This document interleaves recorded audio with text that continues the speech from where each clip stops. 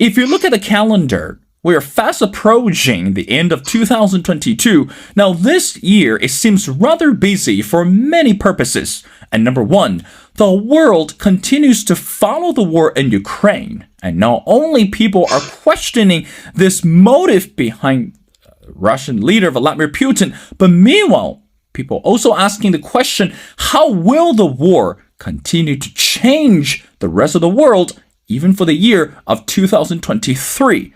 But meanwhile, if we look at the issue domestically speaking in the US, the immigration law, or should I say the immigration policy, continues to face major threats from both sides. The Republicans and the Democrats are trying really hard to come up with some of the feasible or tangible policies regarding this broken system. And some says that the liberals are trying to politicizing this issue so that the 2024 presidential election is going to tipping to the Democrats. Now, last but not least, again, as we mentioned before, we're looking at the end of the year. How about the Christian value? And looking ahead, how important it is as a nation today to continue to focus on this Christian belief, especially for the younger generations. Well, ladies and gentlemen, it's my great honor to invite our distinguished speaker, which is Dr. Jim Belcher. Again, Dr. Belcher is the president of the Institute for New Vital Center, and he's the author of the book entitled Cold Civil War. Dr. Belcher, and welcome back to The Missing Piece. Good to be here, Will. Well, Dr. Belcher, again, as we mentioned before during the intro, and looking back this year, 2022 seems very busy and also very fruitful for many purposes. But I want to talk about this immigration and also this border crisis issue today in the U.S. Now, Dr. Belcher, previously, you and I, we had a discussion regarding the similar topic, but right now, it's time that we need to look at the border issue and also this immigration policy. What do you think, or how do you think we should understand this agenda come from the Democrats or come from the liberals? And do you think they're only politicizing this issue instead of genuinely looking for solutions? What do you think? Yeah, you remember when we talked last time, we were talking about Cold Civil War, my book, where I kind of covered extensively and I look at the history of immigration and then where we found ourselves. At the time, I was finishing up the book in the spring of 2021. So the first 100 days or so of the Biden administration. You and I were talking almost a year later, a little less than a year later from when I finished it. So by then we had a year and a half. Now we have almost 2 fiscal years to look at, and we can see what the pattern is. What we do know is that whatever progress President Trump had made, and he was accused of a lot of things by both sides, but whatever progress he made and whatever policies he put into place to kind of control the border and slow the kind of the surge coming up from the South, all those were dismantled within the first days of the Biden administration, even though he promised to go slow. And probably the biggest thing that he overturned was the Remain in Mexico policy. So this was the policy of someone came to the border, they were apprehended or they came through the proper gate, the port, they claimed asylum, then they were sent back. They had to remain in Mexico until their number was called and their case was adjudicated, and then they would make a decision. Well, that could be 5 or 6 years. The backlog is so tremendous. So that discouraged people from even journeying the 1,000+ miles or however far they were coming to get to the border. Biden immediately got rid of that because he knew he didn't want to discourage the flow to the border. And so what we found is that whereas Trump had gotten the border apprehensions down to about little under 1,000 a day, which in my mind is just still way too much, we're now at about 6,000 a day. Those are their encounters or arrests or however you want to call them at the border, and then, well, I'm sure we'll talk about Title 42. If that goes away, they're predicting 14 to 16,000. Well, if you just run the numbers at 6,000 a day, that's over 2 million people coming to the border and being arrested, on purpose. They want to be apprehended because they want to then be let go. And it's completely overwhelmed the border facilities. So they have detention centers and they have different ways of holding them. But once it gets to a certain level, they just simply release them. They basically say you'll get a court date, you'll get contacted. And of course, they just disappear into the heartland. And the Biden administration has just been busing them into the center of the country. So, so you have about 6,000 a day, which is about 2.2 million a year. Some of those have been sent back. Maybe a third of those get sent back under Title 42. Once that goes away, not only will those not get sent back, but it'll just be an open invitation for most of Central America just to relocate to the U.S. You then have what's called the gotaways. And these are the people who do not want to be in the system. They don't want to turn themselves into the Border Patrol. They don't want anybody to know who they are. These are usually young men. This is where the most dangerous people are going to come through. And they're sneaking across. And they're evading capture. So in the first year, I think, of the Biden administration, fiscal year 2021, it was somewhere around 390. Remember, that's what they guess it is. I mean, that's what those are the getaways. It's probably much higher. Fiscal year 2022, they think it was up to about 600,000. And this year we're on pace to have about 900,000 that get away. It's much, much higher than that, right? That's what they capture by a drone footage or something where they can't get them. It's probably twice that. So even if it's a million a year of these gotaways, these are illegal immigrants that are not even in the system at that point. There's no way to know who they are, and they're just escaping into the middle of the country. And these numbers are staggering. I mean, it's just so hard for Americans to understand what is really happening on a daily and a yearly basis. It's just absolutely staggering. I mean, I grew up in a small town in Rhode Island of 18,000 people, which was a very populated, nice bedroom community. But it's almost, when Title 42 is eliminated, it's like the entire town of my population coming into the U.S. every single day, over and over and over again. And we don't know who these people are. We don't know what their criminal records are, because and they're not even when we capture them, very few of them are being turned back. Right. And there's no doubt that what this is doing is destabilizing certainly the border towns. But it's also it's leading to a destabilization of the entire United States at some point. Well, so yes, the crisis is bad. Right. Of course, Dr. Belcher, I 100% agree with you. But again, based on what you just shared with us, but it's unfathomable to think about that there are more than 2 billion people, and again, waiting at the border and just waiting for the opportunities. But on the other hand, another question we need to address is, again, Dr. Belcher, from your perspective, how much do you think the Democrats or the liberals, especially under Joe Biden, really care about the border crisis, really care about those people? Because we know that for years that he's been saying that America is a country that built on principles and built on laws, and which is true. And this is the value, or this is one of the values for America to continue to be strong, and which is built on values and built on principles. But how much do you think the current administration really would like to solve this issue, or Biden is just waiting for the time until he able to join the re-election again for the 2024, and again using that as a political tool in order to swing the voters and then toss them into the ocean again? What do you think?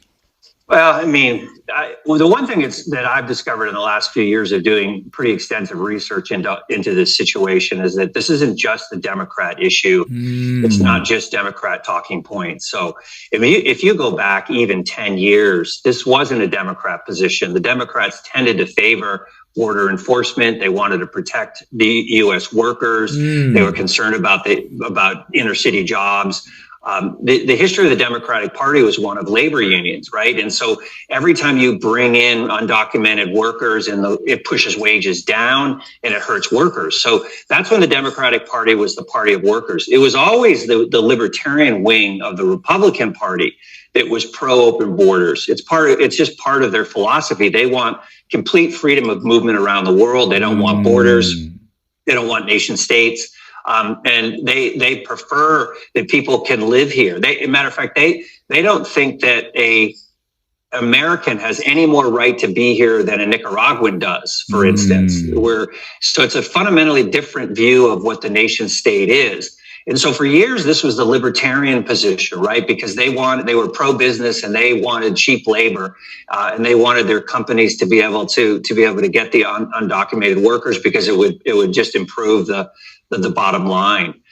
There was a shift, and I think it came when the Democrats finally realized that they could change the voting patterns of the U.S. by changing the demographics. And it started out here in California where I live, and I've lived out here long enough. I'm not a native. My wife was born here, but I came probably, I was here first in late 88, 89. So I've been here quite a long time, and we've watched the country the state be transformed by immigration, both legal and illegal.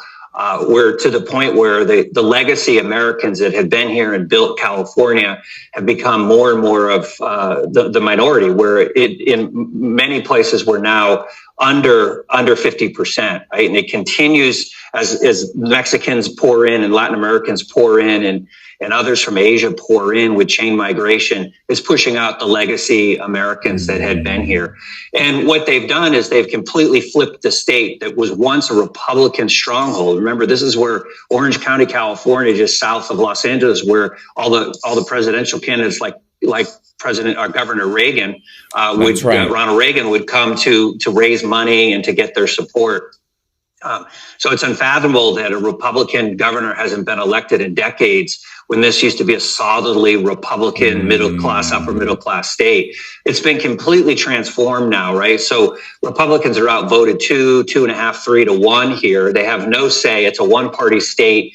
So the floodgates are continued to be open, and crime continues to soar. Homelessness continues to soar. Some of that brought on by homelessness or by immigration. Some of it, the immigrants are now pushing other poor people out of their homes. There's not enough housing stock because of the inflow of immigration. So you have a massive crime and homeless problem here. And the state is just, verging on the edge of bankruptcy in many ways, at least moral bankruptcy.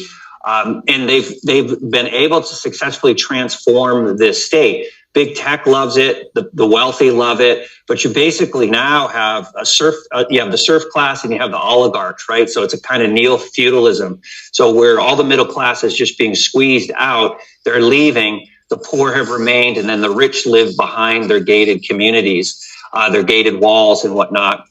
And they have the cheap labor, and they have the cheap help that they need to live their lavish lifestyles. And I think the Democrats finally realized, well, wait a second here. We can gain by changing the demographics of the United States. We can gain one-party control forever, right? And so they're attempting to kind of just transform how voting takes place. And you see that's happening. It's pretty much happened throughout the Southwest, as states have once solidly Republican are becoming more, pink and purple. And then, eventually they transform into blue states. So they know exactly what they're doing. And so you have this real coordination between like the libertarian side, the Wall Street side, the big business side of the Republican Party with the Democratic side, where they both want open borders and they want mass immigration because that gives them the workers they want. And it also is a massive transfer of wealth, right? Because if wages go down, where does the savings go to? It goes to big businesses, right? If they can pay under the table wages, or they don't have to pay taxes, or they can get around paying Americans what they would probably require if it was a tight labor market. They don't have to do that. So the money amasses to them, and it's this huge transfer of wealth from the poor to the rich that's going on. And so you see, even over the last 10 or 15 years, that gap between the rich and the poor gets bigger and bigger. And you see that really clearly out in California. California now has the largest gap between rich and poor, and there's more poor people here than anywhere else. And it's everywhere.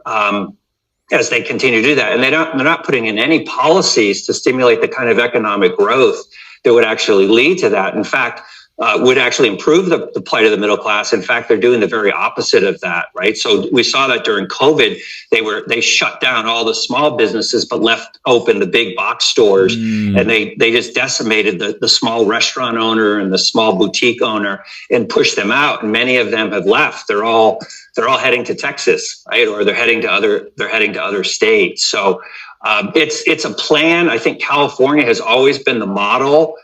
Kamala Harris is from out here, right? She's a senator from California. And Right. California has always been the model for what they want to do to the entire country. So if you want to know what they're doing through immigration in the country, just look what they've done here. It's the blueprint is here, and they know that they're following it. So back to the original point, I hesitate to say this is just a liberal democratic thing. I mean, I think when we fall into that trap where we're getting involved in the theatrics of Washington, D.C. and the uniparty, the bottom line is that most parties, both parties are probably by and large support mass immigration because they're pro-business and because they get the pressure from the business lobby to do it in high tech. I mean, Mitch McConnell has said nothing about the border, doesn't care about stopping it, doesn't care about protecting it whatsoever.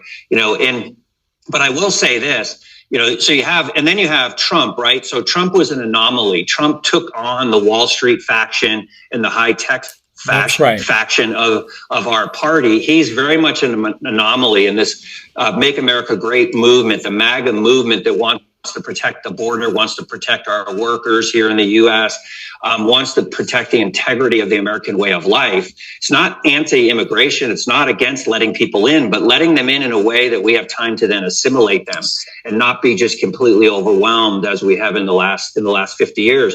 So Trump just went against really where the Republican Party had gone, had been going for decades, and obviously he's opposing what the Biden administration is doing.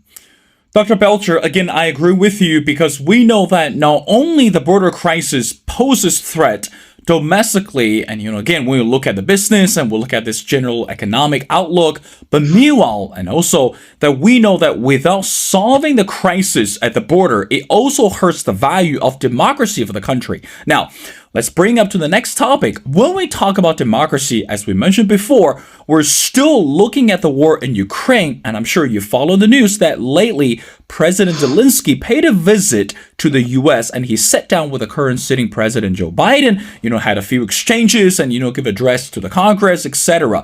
Now, again, Dr. Belcher, when we look at the war in Ukraine, it's not just about a war between two countries. Also, it brings an issue of human rights and bring the issue of military capabilities and also this Ukraine war related to financial aid, etc. Now, again, Dr. Belcher, from your perspective, how do you think or how would you assess the performance of the U.S. government so far in terms of supporting the country of Ukraine and also understanding the right strategies or the acceptable strategies to deal with Russia? Do you think at this moment the U.S. should focus more on domestic affairs or domestic issues instead of pouring amounts of money into a war which you at the United States is now actually might not be on the winning side? Yeah, I think it's. I mean, let me just start by saying, most people's heart goes out to the Ukrainians, right? So when they're attacked by a foreign aggressor, the people are the ones that get hurt the most, right? So the people have no vote in anything that goes on. The Ukrainians had no choice in this matter. And their cities and their livelihood and some of their families and their lives have been sacrificed for geopolitics. The question of whether it was, could this have been avoided? Could a negotiation have taken place between Russia and the Ukraine to avoid this war? Some sort of a compromise. At this point, that doesn't matter, right? It's water under the bridge. Nobody made that attempt. There was no serious attempt at a compromise. And I think everybody was stoking pounding the war drums from early on. And the U.S. got involved. I think the danger is that this is a border crisis that impacts that region of the world. If anybody should have stepped up, it should have been Europe. It should have been NATO if they were highly concerned about this. This does not affect the U.S. In our day-to-day lives here. We have our own problems. We have our own border crisis. We have our own struggles with unemployment and poverty and some very, very difficult things here, including a massive budget crisis that's about ready to bankrupt our country if it already hasn't. And so I don't think we had any business pouring the kind of money we have in there, particularly when we don't have it. I mean, that's the interesting thing, is that we don't have this money that's going to the Ukraine. It's all just being printed out of nowhere, right? The U.S. government has gotten to the point now, particularly through COVID, with these $1 trillion budget packages where they're just printing money out of thin air. And then they're giving it away. I think what the concern with a lot of conservatives and people in the MAGA movement is that this appears to be a huge money laundering scheme, where the money that the politicians want goes first to Ukraine to fight this war. Then we have no idea where it goes. Nobody knows what it's purchasing, where it's going. No one's doing audits. Nobody's telling us where the money is being spent. And it just seems to be like it's an open spigot. More and more keeps going. Every few months he comes back for more money, but nobody can account for where it went. I mean, we do know that the industrial military complex, so all the arms makers are making a ton of money. So they're making out like bandits, but we don't know where the rest of the money is going to. Is it going to Zelensky? Is it going to his oligarchs? Is it going to the rich and powerful in that country? Where's it going? Just tell us, let us know, do an accounting of it. Is it coming back to our U.S. politicians? Is it being money laundered? Is money laundering taking place? We do know that with the FTX collapse a couple weeks ago, that money was being filtered back from Ukraine through FTX back to U.S. politicians. So how much of that was money laundering taking place to support U.S. politicians? Americans just want to know. It's supposedly our tax dollars, although I don't think this is our tax money at all. As I said, this is just money, fiat dollars being created out of nowhere and creating even more and more debt in the U.S. But I think at this point, we're so far past any type of fiscal responsibility and any integrity when it comes to balancing budgets, whether it's the Republicans or not. I mean, Mitch McConnell is supporting this $1.7 trillion omnibus bill that's making its way through both houses of Congress. We don't have that money. It doesn't really even exist. We overspend every single year. So where's the money coming from that's going to the Ukraine? And as I said already, what's it going for? Who's spending it? Who's getting it? We have no idea, and we may never know. And I think that's the danger, is we have enough problems in this country that we need to take care of, not to be funding a foreign war that really doesn't impact us, no matter how much the left and members on the right want to say that this war is about democracy. It's not about democracy. Ukraine prior to this was every bit as totalitarian as Putin's side was. Again, Dr. Belcher, you made several significant points. Again, I agree with you, because I think at this moment that when we look at the middle class and when we look at the people who live in the middle class are actually suffering tremendously. Again, not only because of the pandemic, but also look at this general economic outlook for most of the small business owners. Again, you're right. I mean, it's everyday paycheck to paycheck. That really matters to individual, and also that really matters to the family. Again, we got children to raise, and we got a food. We need to bring food on the table. But meanwhile, the government continued to promise, like the figure is 1.7 million, which is staggering for us to understand if we don't know how the government is spending the money and why even bother to make the promises just because the war that has nothing to do with the U.S. at the first place. Now, I know your time is very busy. Now, let's get to the last portion of the conversation, Dr. Belcher. I want to talk about this Christian value. When we look at the war in Ukraine, look at the border crisis, and also looking ahead, we're only less than 2 weeks away from 2023. Since I was little and I was educated, again, gracefully by my parents regarding the Christian value in this country. Now, but somehow, statistically speaking, more and more younger generations today are walking away from the Christian value and no longer believe that America is based this Christian principle. We're looking at this liberal agenda, legalizing the same-sex marriage and, bring drag queens into the kindergarten, exposed to the kids and etc. Number one, what is happening to the Christian value to our country today? That's number one. And number two, how do you think that today we should educate the younger generation in order to let them realize the importance, or should I say, the indispensable part of the Christian belief that ingrained from the founding fathers? Yeah, that's a good summary. I mean, one of the things that I do lay out in Cold Civil War is kind of the Christian foundation of the U.S. So while I wouldn't say that this was a specifically, a Christian country per se, you had a high percentage of believers, thoughtful believers that were involved with in the founding fathers and they were also political philosophers and statesmen who brought those principles, particularly the natural law principles, as I talk about in the book, and natural right principles, and formulated our Constitution, Declaration and then the Constitution on that.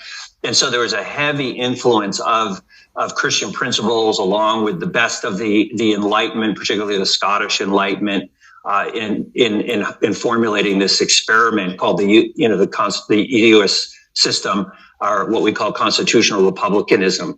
So it's all there for students who want to investigate it. Like I said, I have a whole chapter on kind of the genius of how Christianity was the second constitution, or the constitution under the Constitution. That you cannot have democracy without a virtuous people. And so during the Revolutionary War, during the time of the founding, there was a statement that William Wilberforce, who is the president of what's now known as Princeton University, used to say that the republic needs liberty. Everybody knew that, but liberty needs virtue. That you can't have liberty without a virtuous people, and you can't have virtue without Christianity, or what they would call religion. They would lump it all under, all the denominations under that.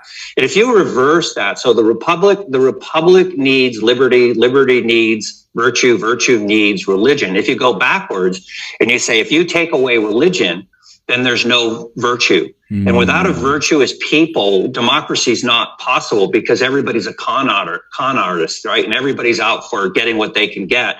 And if you don't have a virtuous people, then you really don't have liberty, because everybody is taking it from one another, and eventually the government cracks down and becomes totalitarian. And once you don't have liberty, you don't have a republic. And that's kind of what's happened, is the church has really abdicated its ability to train its own people in these principles. We've begun to lose our constitutional republic. And that's tremendously sad. As someone who's an ordained minister, a pastor, the fact that the church has not done what it needs to do. And whenever it's given major tests, whether it was the COVID lockdowns that shut down churches out here in California for a year and a half, whether it's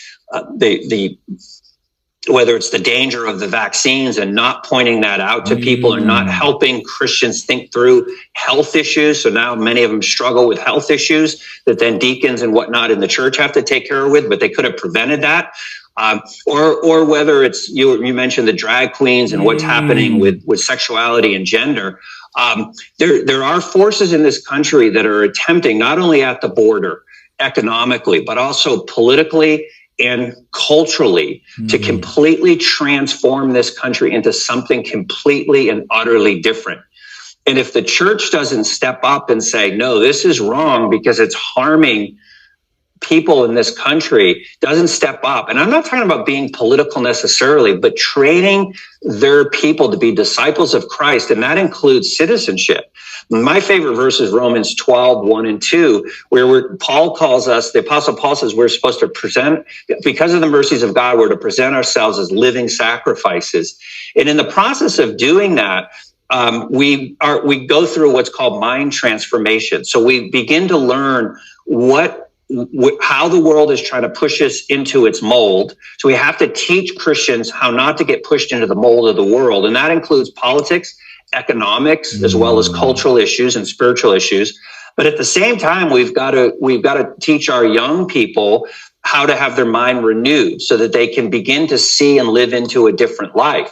What we see is that the culture that Christians have been trying to engage for the past 40 years has been so strong, so subtle, but now so in your face, that it's completely transforming the church instead of the other way around. The church and Christians are supposed to be transforming the culture so that we can have virtuous people, so that we can have liberty, so that we can have a republic. And that's completely shifted, where the culture now is dictated by the far left movement joined in by a lot of some of the far left libertarians, where they don't want any type of morality, any type of virtue. So it is not good. And on my worst days, my most discouraging days, I don't think we have much of a future, but I continue to pray for revival. I continue to pray that people will wake up, and before it's too late, because we're on the verge of completely losing this constitutional republic, and maybe already have and don't quite know it yet. Dr. Belcher, I want to wrap up our conversation by asking one more question. Again, as we mentioned before, and I agree with you, that's something that I do on the daily basis as well, is not only pray for our own souls, but also pray for this nation and pray for the leaders. Now, as we know that we're going to step into the year of 2023, and again, and not only that people are still remain hopeful and positive towards the future of the country, and also when we look at this relationship within the family members and also, among the members within the church.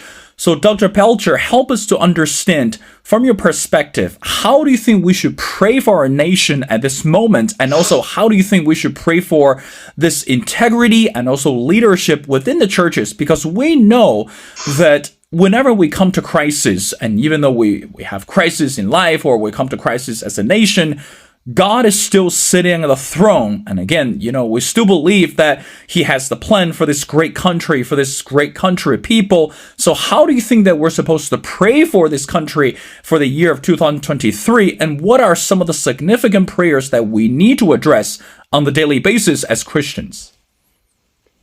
Yeah, that's a great question. I mean, I think more than, we start by praying for the salvation of our family members and the souls of our neighbors and the people in our country, because unless there is a mass revival where a significant portion of people start coming to Christ, we're not going to see much societal change or much of the impetus for that kind of change. And if you just study the history of revivals, you know that it takes a certain amount of conversions to kind of overwhelm the system and where reforms start taking place. So I would say for that, we need to be praying for our families. The families and marriages are under siege. If Christians don't do their part in creating strong marriages and strong families, we're doomed as a country. The bedrock is families, is the two-parent family, a father and a mother. And so we need to be praying for the strength of marriages and the strength of families. We need to be praying that the church begins to disciple its own and that it does a much better job. What I see is that either churches have gone woke, so the culture has completely pushed them into the mold, or churches are completely silent. They don't want to talk about any of these things, so they narrow spirituality down just to our personal walks with God. But Christianity and discipleship is so much more than that. So we need to pray. We need to pray for that.